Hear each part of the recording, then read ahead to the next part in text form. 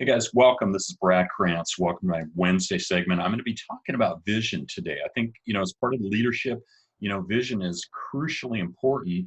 And this is brought home by a recent book that I picked up and I want to share with you. I want to do just kind of a brief review of the initial focus of the book. I'm not going to get into an in-depth review at this point. I will cover some future material from the chapters coming up.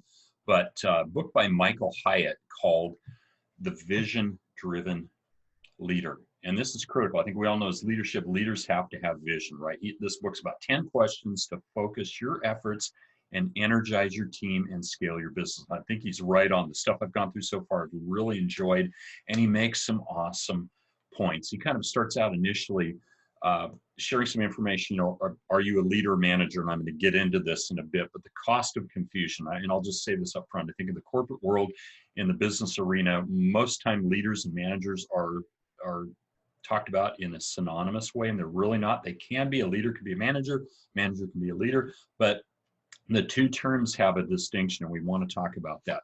But John Kennedy said that those who look only to the past or present are certain to miss the future. And he talks about, some of us can recall back in the late 50s, early 60s, the space race to get to the moon. And John Kennedy cast a vision saying that we'd get a man on the moon in 10 years. This was in 1960. Well, 9 years later, that happened. I still remember that as a young man in 1969 when Neil Armstrong landed on the moon.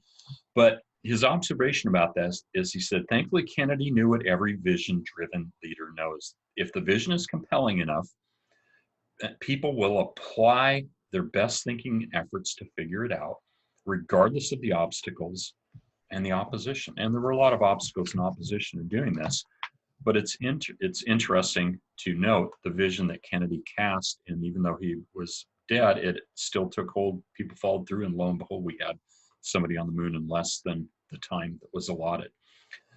Most leaders, we do struggle with vision, but vision is critical, guys. And here's why. To give you a quick example here, vision is future-oriented. Vision is basically looking to a certain direction. So, for instance, I live up here in Seattle, Washington.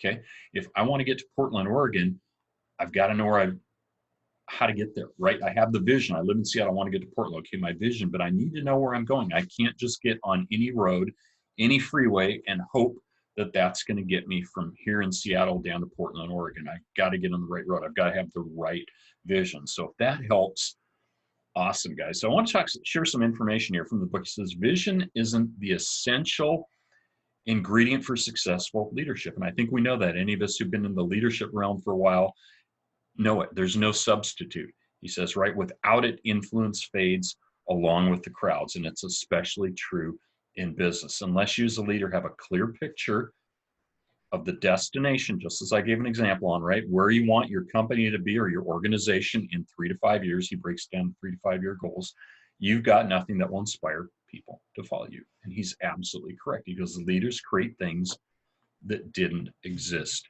before. Okay.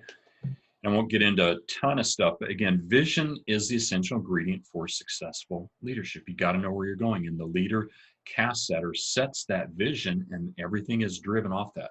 We're going to talk a little bit here now about the difference between leaders and managers, okay, and draw that distinction, because again, I think a lot of times people think the terms are synonymous, and they really aren't. There can be a huge difference between a manager and a leader. Again, sometimes they can be the same, but I'd say more often than not, they aren't. Okay, the primary difference between leaders and managers, this was a question asked by the late Jack Welch from GE by Harvard Business Review, and he responded with a crucial clarification. He says, I prefer the term business leader, okay? Good business leaders create a vision, okay? They articulate the vision, they passionately own the vision, and they relentlessly drive it to completion. Okay, both roles are important, right? But they're fundamentally different, and this is what Hyatt points out, and they require different dispositions and skill sets. And I would say to that a hearty amen. That is so true, guys. Leaders create vision while managers execute vision, okay? Leaders inspire and motivate while managers maintain and administer. Okay, the manager is the classic good soldier. The pioneering leadership studies author Warren Bennis said, And he says, whereas the leader is his or her own person. Okay. And interesting notes that today's organizations require an average like 5.4 managers reaching consensus to make a decision. Okay, which is kind of interesting, right?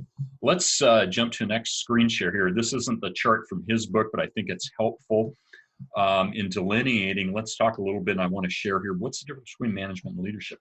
Well, leadership, Sheryl Sandberg said, she's Facebook's chief operating officer. She says, is the art of accomplishing more than the science of management teaches you is possible, right? Leaders see things that managers can't necessarily or don't see.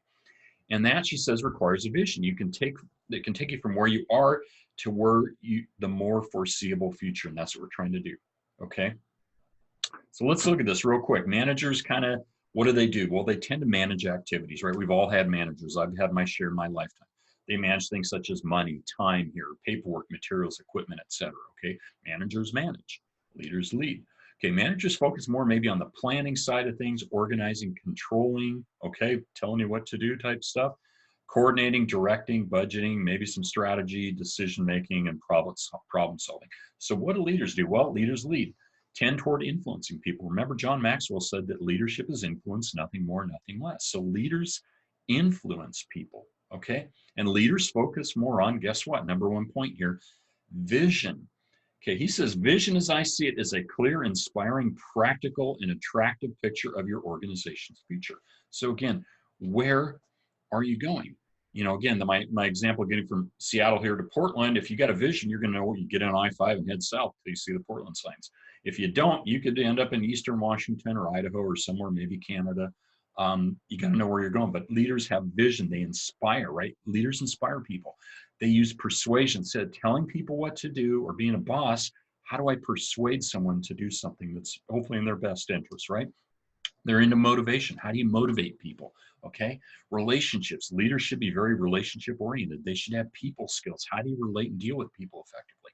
They're into teamwork, right? You've heard the teamwork makes the dream work. Well, it's not just a cute saying, it's true.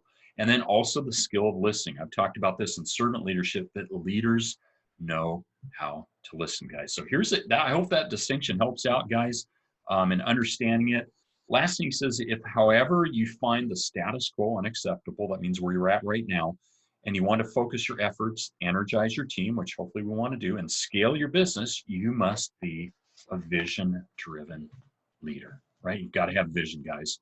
Last one here, make my point. So are you a leader or are you a manager? Hey, there are places for both, right? Especially we're talking corporate. I'm in the entrepreneurial realm where I think, you know, you have to have leadership. Managers aren't so much critical. So, but are you manager or are you leader? Hopefully you're leader, guys. Leaders lead, leaders influence.